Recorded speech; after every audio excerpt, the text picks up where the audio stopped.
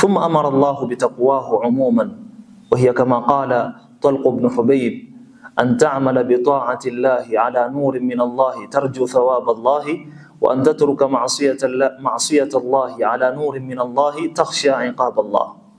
Kisha Allah subhanahu wa ta'ala akaamrisha watu wamche na kumwogopa yeye, wattaqullah umuman.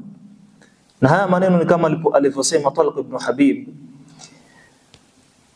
an ta'mala bi ta'ati Allah, Muislamu ni afanyie kazi taa ya Allah subhanahu wa ta'ala ala nurin min Allah, kufanya kupitia nuru inayotoka kwa Allah subhanahu wa ta'ala, tarju thawab Allah, ukiwa ni mwenye kutarajia thawabu za Allah subhanahu wa ta'ala. Kinyume chake, wa antatruka ma'siyata Allah, na uache maasiya, kumasi Allah subhanahu wa ta'ala ala nurin min Allah, na huu ni katika kufuata mwongozo wa Allah subhanahu wa ta'ala, kuacha yale maasiya. Takhsha iqab Allah, ukiwa ni mwenye kuogopa adhabu ya Allah subhanahu wa ta'ala. Wa qawluhu inna Allah sami'un ay li jami'il aswati fi jami'il awqati fi khafiyil mawadhi' wal jihad.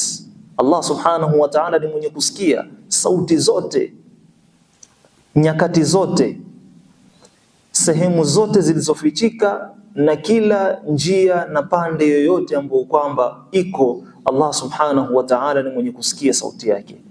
Alim bidhawahir wal bawatin, Allah subhanahu wa ta'ala ni mjuzi yaliyokuwa wazi na yaliyofichika.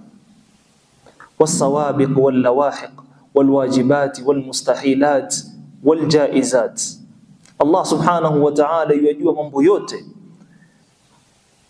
Asema akimalizia hii aya tafsiri yake, wa fi dhikri al-ismayn al-karimayn ba'da an-nahy 'an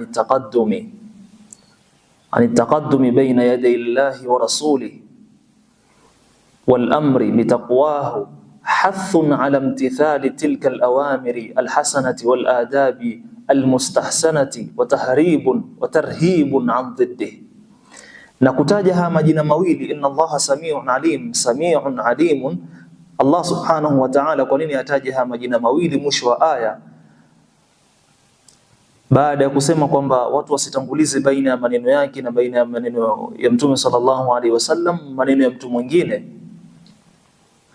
Asema hathun ala imtithali tilka alawamir, hii yaonesha kwamba watu wanahimizwa kufanya yale maamrisho aliyotuamrisha Allah subhanahu wa ta'ala, maamrisho mazuri, wal adabi almustahsana, na adabu ambazo kwamba ni njema, wa tarhibun an dhiddihi, na kuna vitisho kwa yule ambaye